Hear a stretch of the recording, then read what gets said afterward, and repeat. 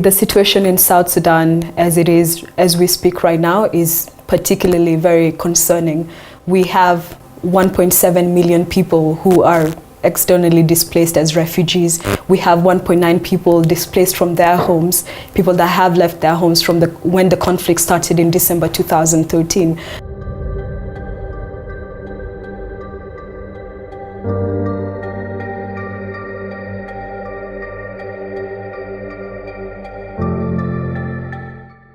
So nobody's talking about this.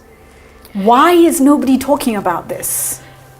There are instances where South Sudan has been discussed in the media, but given the gravity of the situation itself, the experiences that civilians in the country are going through, it is a surprise that we do not see South Sudan in the media, or that people do not discuss the situation as well as it should be discussed. But discussing the situation is one thing, and having discussions that led to an end to the conflict is another. So what do you want fellow Africans to know? What do you want the world to know today? I mean, the conflict in South Sudan today is a result of not only a myriad of issues. A lack of political leadership is one of them. And this lack of political leadership is also evident within the region. And it is important to have solidarity across Africa for this conflict in South Sudan.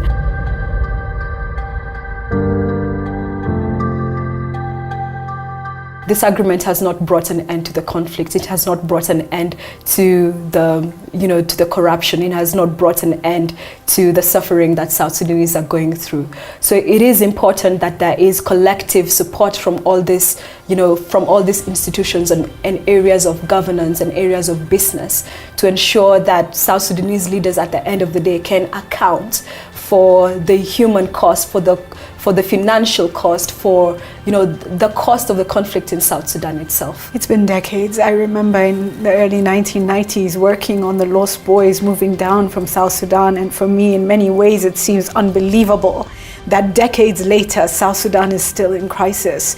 And the question I would then ask you is, as a young South Sudanese, do you feel that Africa and the world has abandoned a cause that we should be focusing on? It's been a merging of conflicts going back. Certainly when I sit here, I think about our futures that are being jeopardized, our futures that are being lost and stolen from us and being plundered. And so there are instances where you feel that, yes, Africa has our back, or that there are people that care about the situation in South Sudan. But when it comes to the political level, that is lacking. When I was in Gambia a few months ago, a taxi driver was asking me, how is the situation in your country? So certainly people resonate, people hear about it, but people do not understand it. And the continental support, especially at the African Union level, at IGAD level, it feels that it has collapsed since the peace agreement was signed in August 2015. Some of the very simple questions. Is it possible to have an absolute ceasefire in South Sudan today?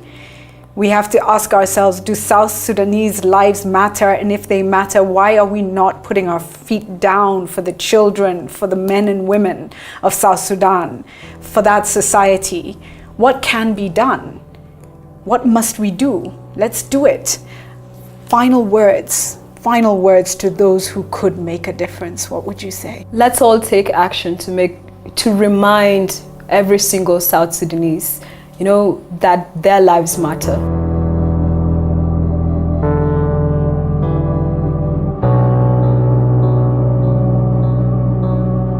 African issues.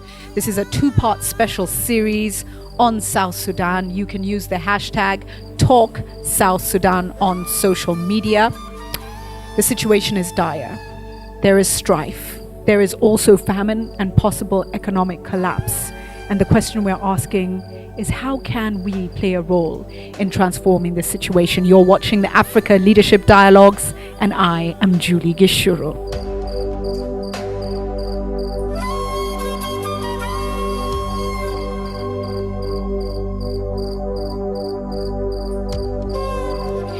We are very honored to have stakeholders present with us to engage in this conversation. We thank you all for making time to be here. We are also honored to have an incredible panel. And to introduce the panel, let me just get started. Peter Biar Ajak, Senior Advisor at the International Growth Center.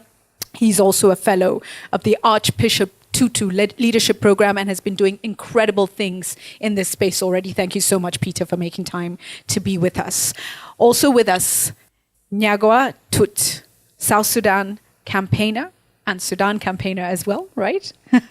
With Amnesty International. Thank you so much. You are the one in the interview. We have already spoken about this, and you also have been at the forefront of fighting for peace and for transformation in South Sudan. Thank you for being here. Also with us, ladies and gentlemen, this afternoon, we have Ali Verji, who is the former Acting Chief of Staff, Joint Monitoring and Evaluation Commission, and former political advisor to the IGAD mediation for South Sudan. Such an incredible voice who has been part of the process, was part of the process for a period of time. He's also a fellow of the Rift Valley Institute. Please let's give them a round of applause for making time to be with us. And so we're going to get started, I think, where we left off on that video, really looking at what needs to be done. And we will ask, has leadership done enough? Has citizenry done enough? But first of all, what's the current state of play? Please, Peter, share with us on the ground what is happening. The civil war in the South Sudan is still going on. In fact, over the last few months, the conflict has been raging virtually everywhere in the country, from western side, within the Equatorial region, in Upper Nile, in many parts. And you are seeing fragmentations going on within the government and also within the opposition. So now the number of actors has become very many. So civil war is going on, has made it difficult for humanitarian access to reach people, has made it difficult for trades and goods to move within the country. Second, you have famine that is going on. Famine is declared officially in 3 counties in Unity State, in northern southern Sudan. But if you really look at the conditions in virtually most of the states, it's very bad. And it could reach that level of famine if the situation continues. Then third problem that is going on, there is epidemic. There is epidemic of cholera, which is taking place in many parts in South Sudan, partly also fueled by conflict, and also the situation of humanitarian crisis, but also lack of access to water. People are being displaced from their home. So if you look at the current statistics where things are going, the projection is that by the end of the year, half of South Sudanese population would have either starved to death or flee the country. I mean, certainly I would wish to offer a more positive outlook other than what Peter has already said. But when you look at one thing that comes out from the conflict since it started in December 2013 is the fact that both sides to the conflict, the government and the opposition and other allied militias, have committed violations of human rights across the board. They have targeted civilians on basis of ethnicity or alleged political affiliation. They have killed civilians in churches, in mosques, in places, in places of refuge, even within the UNMISS peacekeeping sites. Civilians have been shot while they are running. Women and girls have been sexually assaulted. Some have been abducted and subjected to sexual and gender-based violence, and even sexual slavery.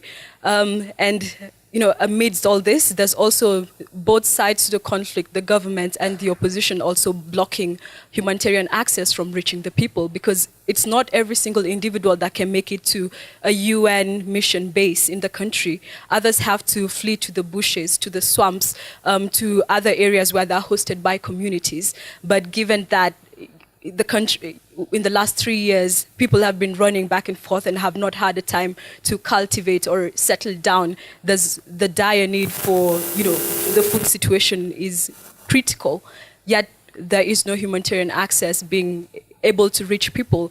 The OHCHR released a public statement asking the government to stop the offensive they're launching in Upper Nile, because there are civilians stuck in an area called Abu Roch, and he says about 500,000 people are at risk of mass atrocities. You know, Ali, listening to those figures, the question we have to ask is, do we have institutions in Africa that are working? And IGAD is an institution that has a key role to play here. All the neighboring countries have a role to play. The African Union has a role to play. You know, we've heard the UN, Guterres has spoken on this issue and said, you know, this really needs to stop. We need to address it. But why has there just been a failure to implement even what's been agreed upon so far? What's the problem? Julie, South Sudan is not an island, as you said. The IGAD, AU, the region, the continent all has a responsibility. There's all sorts of connections. But the failure of the current process is basically a failure of leadership, and it is a failure of leadership not only in terms of a vision for South Sudan, but also a vision for greater prosperity and greater stability in the region as a whole. It's not that South Sudan would ever be a perfect country. There will be many challenges for many years to come, but ultimately the leaders that are presently in place have not demonstrated the courage to move forward to address the problems that are prevalent in the society. Well, I think the answer does come from South Sudanese. No external party, no external organization can be the one to solve the problem. But that doesn't mean there isn't a role to play. That doesn't mean there isn't solidarity that needs to be demonstrated by the region, by the continent, and by the world. Okay, so Peter, I've heard this a lot from fellow media personalities who've engaged in the South Sudan situation. I mean, it's ultimately it has to come from the people of South Sudan. And so let me come to you with this question now. What do you expect today from the leadership in South Sudan? What do you expect today from external leaders? For me, I think the crisis in South Sudan, for the time period that it has run, offer opportunity for leadership. And as Ali just mentioned, this opportunity has been wasted over and over again. We have been looking at the leadership of the SPLM, the leadership of the country, looking at the principals who have been fighting the war, mainly struggling over power, to show this leadership. They have not showed this leadership. Now in Juba, people are talking whether the agreement is being implemented. People are talking about if the agreement is being monitored. But what is interesting thing is they're also talking about who should initiate the ceasefire. So if you don't have a ceasefire and people are fighting, it's difficult then to say that you have a peace in the country. I think where the crisis has reached now, one of the first things that need to be acknowledged by the leadership of South Sudan is that we cannot pretend that things are going well. We cannot pretend that there's agreement that is on track and that is being implemented. This will be lying to ourselves, and it will be putting the future of our country at jeopardy. As I mentioned to you before, if you look at all the major crises that could befall a country, from war, famine, epidemics, there's nothing that is missing in South Sudan. One thing I didn't mention is that the economy has virtually collapsed. It's not that there is a possibility of economic collapse, it's that there is economic collapse. I also want to emphasize that even within the country right now, one thing that we forget to mention is that there is an existing Orwellian-like crackdown on freedom of expression and freedom of speech.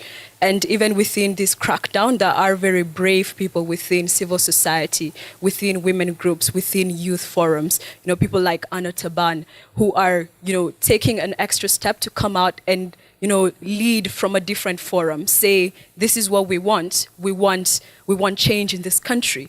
And the way we want to achieve this change is have citizen-driven dialogue, is to have representation. In December 2013, when the conflict broke out, one of the first acts of solidarity that the region did, they sprung up to action.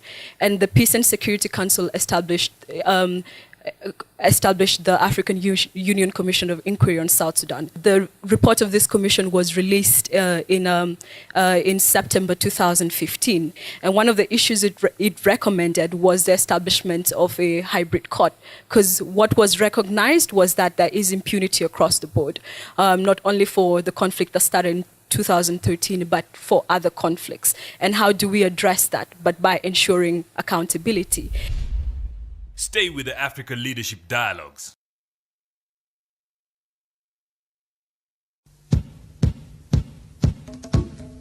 Ali, I come to you now, and you emphasize to us the importance of the people of South Sudan really driving the process, and that is recognized and understood. But what should we expect from, and first I want to start with African leadership. What should we expect from African leadership right now? What role should they be playing to ensure that even the plans that have been put in place, the processes that exist, at the very least are implemented? I think, Julie, there's a feeling that there was a lot of effort invested in the current process, and that resulted in an agreement, and then the South Sudanese did not implement it, and the responsibility should lie with them. But of course, that obscures the reality that leadership is not about a single action. It's about a continuous engagement and set of processes, and that requires leadership by the region as well. So the agreement, even if it had succeeded, was only a short-term solution. It had a very short time frame, and South Sudan would have needed solidarity in any case, even if implementation had been very good.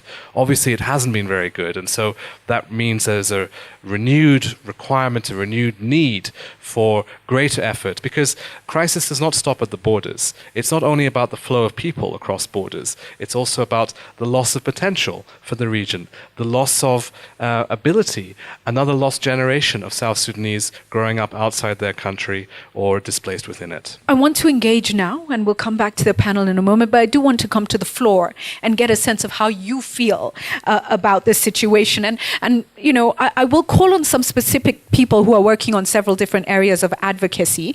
But first, I just want to get a sense. Do we feel that African leaders have done enough?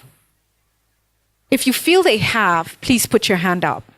If you feel they haven't, please keep your hand down. Let's just see. Not one hand has gone up. Not one hand has gone up. Can someone speak to the role they feel African leadership should be playing to support South Sudan today? Is there anybody who wants to speak to that? Thank you very much, sir. My name is Michael Walyang. I'm South Sudanese. Let me come to the topic. Why it is important African leadership are requested to put a very essential attention to South Sudan crisis, because South Sudan is very young. From the beginning, when we attained our independence, they were our elders. They were helping us in so many ways for us to get independent.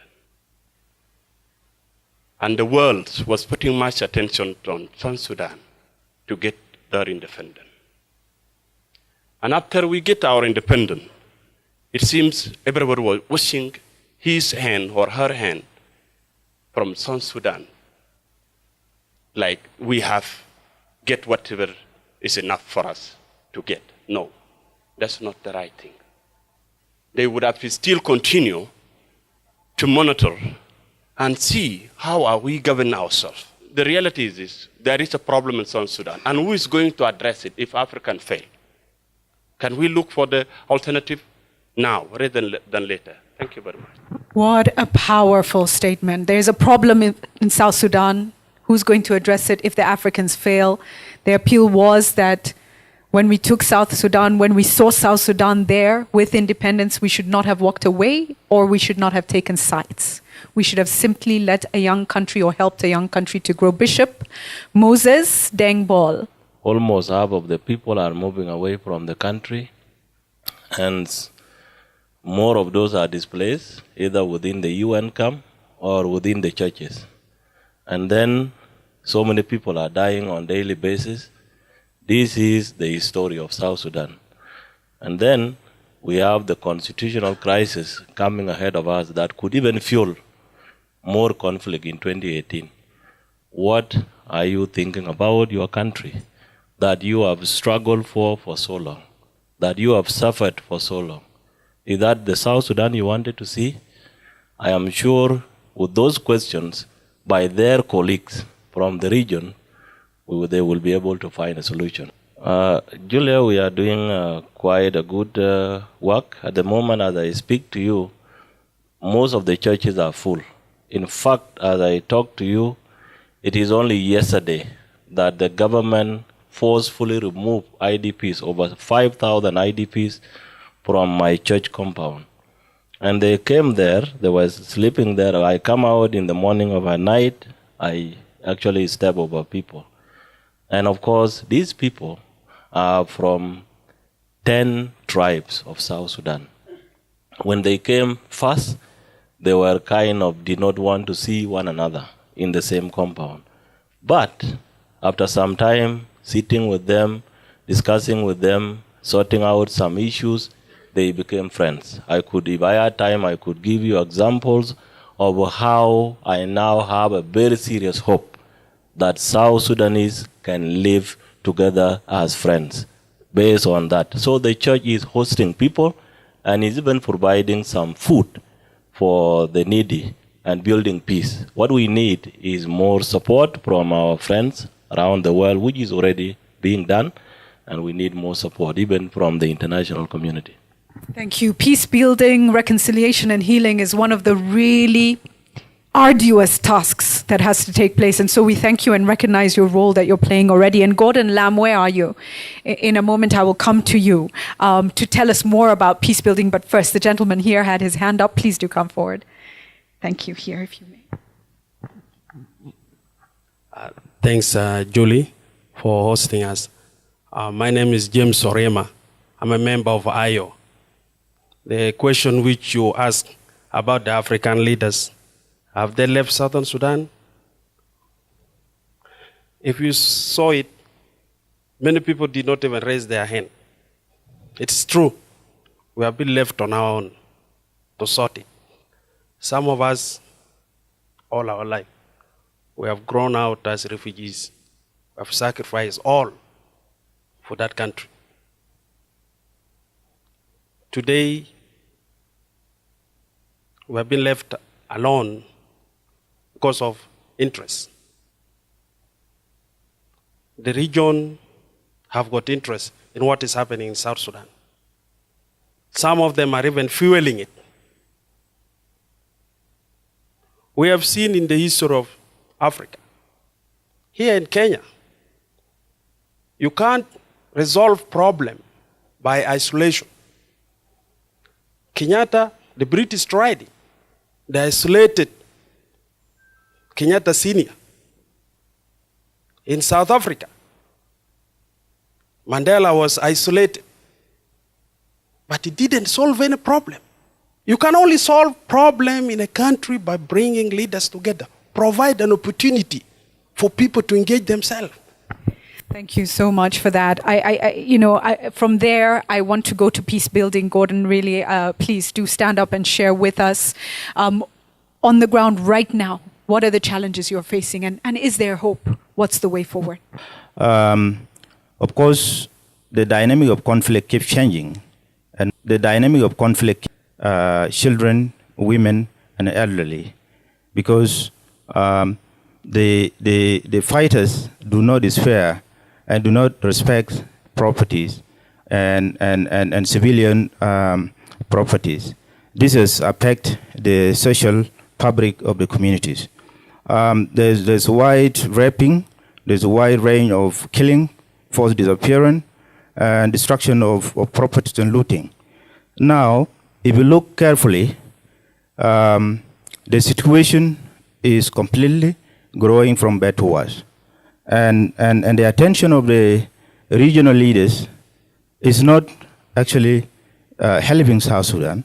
They don't put much attention because it seems most of the speakers put it earlier that the African leaders seem to be looking at South Sudan as isolated entity. But if you look carefully, South Sudan was born as a result of advocacy from the region. This is the reality, and it is actually, there's not much attention given to South Sudanese to resolve their own conflict. On the situation of the peace building, we work with a lot of communities that are displaced, who experience sexual violence, and the question that they raised was, how can we bring perpetrators to account? And what will be the fate of the people that are raped, that their property being destroyed all the time? The question of the justice and accountability is number one all the time from the mind of the civilian that experience sexual violence and killing. So the issue of implementation of the 2015 peace agreement is being heralded all the time, because you can only resolve conflict if you implement the peace agreement. And the country that is going through war, attacks, bomb all the time, civilians do not have choice, and they have to seek protection from the UN peacekeeping. So that's the current reality which is taking place. But I mean, the question is, will there be peace that generate justice, that bring justice and accountability? Will there be peace that will rehabilitate the life of the victim? Will there be peace that will actually reconcile dispute among the communities? Thank you. It's been a fantastic conversation. It's been a sobering conversation here. And I want to end with these words. Next week, of course, we bring you part 2 of the conversation. We'll be looking at refugees, the impact on women, and so much more. We'll also be looking at the vision for South Sudan. What kind of South Sudan do we want? What kind of South Sudan do the people of South Sudan ultimately want for themselves? That's coming up. As always, we end Africa Leadership Dialogues with an African proverb or an African saying or a quote. I just want to end with an African word, Ubuntu. You are because I am. We are. How do we work together to deliver a peaceful South Sudan? Thank you for joining us.